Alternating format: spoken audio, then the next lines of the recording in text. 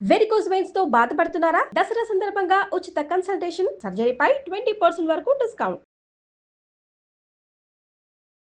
నమస్తే రమగారు. నమస్తే జయ. దసరా ముగింపు రోజున్నాము. మరి ఈ రోజు యొక్క విశిష్టత ఏంటి రమగారు? విజయదశమి. విజయదశమికి కొన్ని ప్రత్యేకమైన విషయాలు చెప్తారు జయ. రావణ వధ జరిగింది ఈ రోజే. రాముడు విజయం పొందాడని చెప్తారు ఈ రోజు. ఇదొక గాథ. అక్కడి నుంచి అజ్ఞాతవాసంలో ఉన్నటువంటి పాండవులు ఈ రోజున అజ్ఞాతవాసాన్ని విడనాడారు, వదిలిపెట్టారు. ఓకే. ఉత్తర గోగ్రహణం జరిగింది. అర్జునుడు, ఉత్తర కుమారుడు ఇద్దరు బయలుదేరి వచ్చారు. వాళ్ళిద్దరే ఉన్నారు. మిగిలిన వాళ్ళంతా దక్షిణ గోగ్రహణానికి వెళ్ళిపోయారు. ఈ వైపున ఆవులు, ఒకవైపు గోగ్రహణం జరిగితే మిగిలిన ఉన్న వాళ్ళంతా అటు వెళ్ళారు. ఇక్కడ కొత్తగా మళ్ళీ ఆవులు తీసుకెళ్ళిపోతున్నారంటే దీనికి రాజకుమారుడైన ఉత్తరుడు, విరాట రాజకుమారుడు, ఆయనకి సారథి ఎవరూ లేక తృతీయ ప్రకృతి స్వరూపంలో ఉన్న అర్జునుడిని తనకి రథసారథిగా తీసుకెళ్లారు. ద్రౌపదీదేవి అక్కడ ఉంది కదా, మన సైరంధ్రి స్వరూపంలో ఉంది. ఆవిడ ఇతనికి వచ్చు, బృహన్నలకి సారథ్యం వచ్చు, పూర్వం అర్జునుడికి సారథ్యం వహించాడు అక్కడ ఉండగా అని చెప్తే ఇక ఆయనని పంపించారు. తృతీయ ప్రకృతితో నేనేం చేస్తానని అనుకున్నాడు ఉత్తరుడు. దగ్గరికి వెళ్ళి సేనను చూసేసరికల్లా భయపడి వెనక్కి పారిపోదామన్నాడు. పారిపోదామంటే నువ్వు తోలు రథం, నేను చూస్తానని చెప్పి ఉత్తరునితోటి రథం తోలిస్తూ అక్కడ సెమీ వృక్షం ఉంది, అక్కడికి పద అని ఆ సెమీ వృక్షం వైపుకి తీసుకుపోయాడు. సెమీ వృక్షం దగ్గరికి వెళ్ళాక ఆ సెమీ వృక్షం పైకి ఎక్కమని అతను ఎక్కి ఆయుధాలు దించాడు. వీళ్ళు మొట్టమొదట అంటే సరిగ్గా సంవత్సరం ముందు పాండవులు అక్కడ ఈ ఆయుధాలని పెట్టారు. తమ ఆయుధాలు దాచిపెట్టారు. అజ్ఞాతవాసాలు వీళ్ళు, ఎందుకంటే వీళ్ళ ఆయుధాలు చాలా ప్రత్యేకమైనవి. మిగిలిన వాళ్ళ సంగతి ఎట్లా ఉన్నా అర్జునుడి తాలూకు గాంధీవము, భీముడి గద ప్రపంచ ప్రఖ్యాతిగాంచినవి, అవి గుర్తుపట్టేస్తారు. ఆయుధాలతో అవసరం కూడా లేదు అజ్ఞాతంలో వాళ్ళకి. అందుకని దాచిపెట్టారు. ఆ దాచిపెట్టిన ఆయుధాలని దింపారు. అర్జునుడు తన ఆయుధాన్ని స్వాధీనపరుచుకున్నాక స్వస్వరూపంలోకి వచ్చాడని చెప్తారు భారతంలో. స్వరూపంలోకి మారి తన ఆయుధాన్ని తీసుకుని యుద్ధానికి వెళ్ళి గెలిచాడు. విజయం సాధించాడు.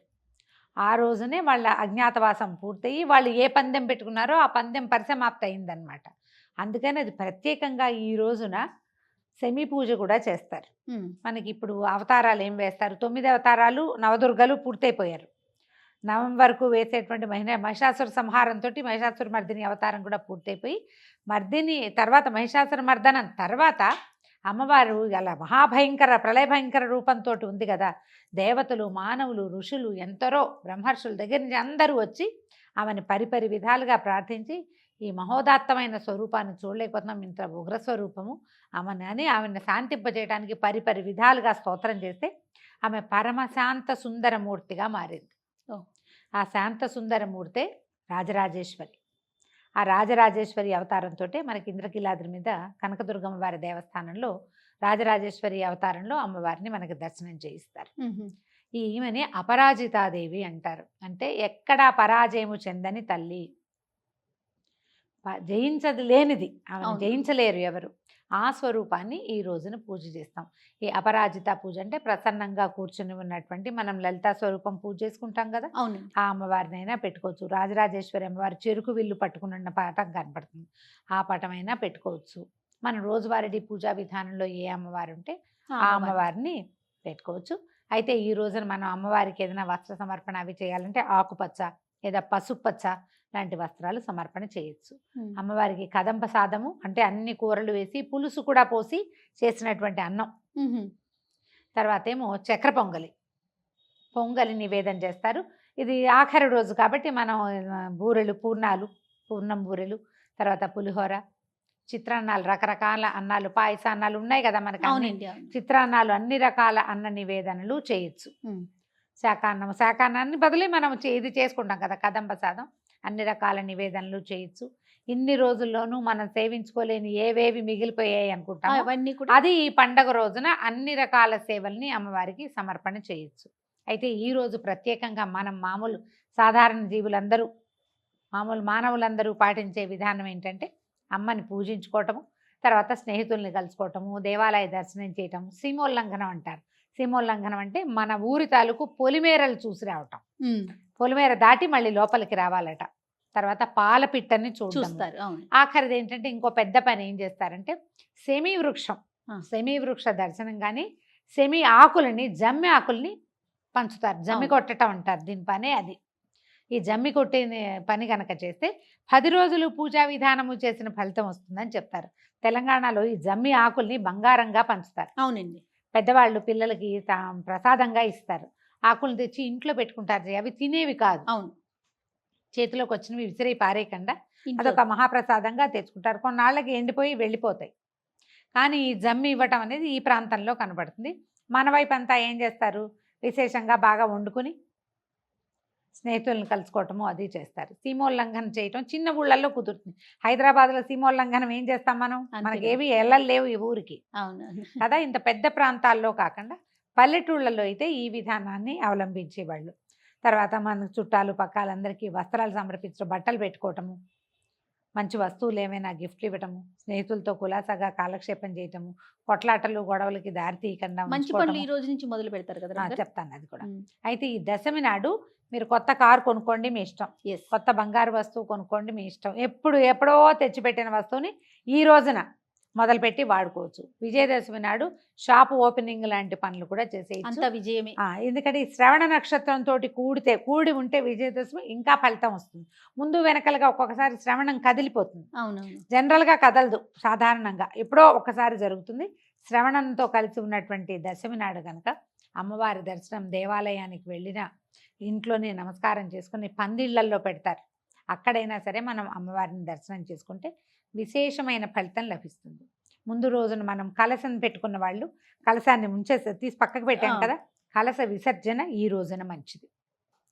కలశంలో నీళ్లు పోసి పెట్టామనుకోండి, ఒకవేళ నీళ్లు పోసి పెట్టుంటే ఆ నీళ్ళని మొక్కల్లో పోసేసి ఒక చుక్క కొద్దిపాటి నీళ్ళని మన ఇంట్లో అందరూ ఎవరెవరున్నారు ఇంటి కుటుంబ సభ్యులు అందరి నెత్తి మీద చల్లుకోవటం ఒక మంచి పద్ధతి.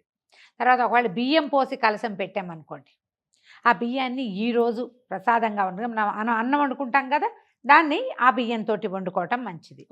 తర్వాత ఎవరికైనా తాంబూలం ఇవ్వటము, ఏదైనా దానం చేయదలుచుకుంటే చేయటము, కొత్త విద్య మొదలు పెట్టడము, కొత్త పుస్తకాలు మొదలు పెట్టుకోవటము, సంగీతం లాంటివి ఏమైనా డ్యాన్స్ క్లాసులు మొదలు పెట్టుకోవటం, శాస్త్రం చదువుకోవటానికి మంచి రోజు.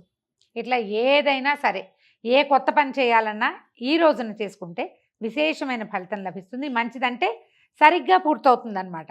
పాండవులు ఆ కథలో చూద్దాం, అజ్ఞాతవాసాన్ని విరమించారు.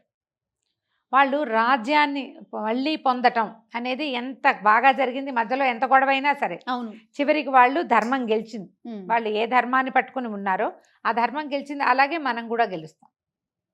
గెలుపుకు సూచనే విజయదశమి. చూడు, మంచి చెడు మీద 9 రోజుల నుంచి యుద్ధం చేసి 9వ రోజు రాత్రి అమ్మ విజయం సాధించింది. ఆ విజయానికి గుర్తే మనం ఈ రోజున పండగ చేసుకుంటాం. విజయదశమి పండగ చేసుకోండి. రాక్షస సంహారం జరిగింది కాబట్టి రావణాసురుణ్ణి వెలిగించడం దశమి నాడు చాలా చోట్ల కనపడుతుంది. అవునండి కదా. ఈ నార్త్ ఇండియాలో అక్కడ చూస్తాం, రావణ సంహారం చూస్తాం. మన దగ్గర కూడా అక్కడక్కడ పెడతారు. అయితే అటువైపు అయితే నార్త్లో అయితే ఏం చేస్తారు, 10 రోజులు తొలి రోజు నుంచి మొదలుపెట్టి రామ్లీలా ఆడడం మొదలు పెడతారు. రోజు రామ్లీలా ఆడి ఆఖరి రోజున రావణ వధ చేస్తారు. వాళ్ళ పద్ధతి. ఈ 10 రోజులు చండీ పారాయణ చేసుకోవచ్చు. మీరు ఏం చేసినా సరే మంచిదే. ఎంత చిన్నదైనా ఎంత పెద్దదైనా శక్తి అనుసారం మానేయకుండా, బద్దకించకుండా, ఎందుకులే అని ఏమవుతుందిలే ఇలాంటి భావాల్లోకి వెళ్ళకండి. ఒక పాజిటివ్ ఫోర్స్ని మనం ఎలా ముట్టుకున్నా మనకి ప్రయోజనం లభిస్తుంది. అది మనకి ఏమంటారు, ఈ మెటీరియలిస్టిక్ ప్రయోజనాలే కాకపోవచ్చు. అది మనకి డబ్బుగానో, ఉద్యోగంగానో, వస్త్రంగానో, బంగారంగానో, ఏదో పదోన్నతిగానో పరిణమించకపోవచ్చు. కానీ పాజిటివ్ ఎనర్జీ ఎప్పుడూ మన వెన్నంటి ఉంటుంది. ప్రతి సంవత్సరం వచ్చే దసరా పండగలో 10 రోజుల పాటు మీరు చేసే అర్చన పూజ ఏడాదంతా మనని కాపాడతాయి.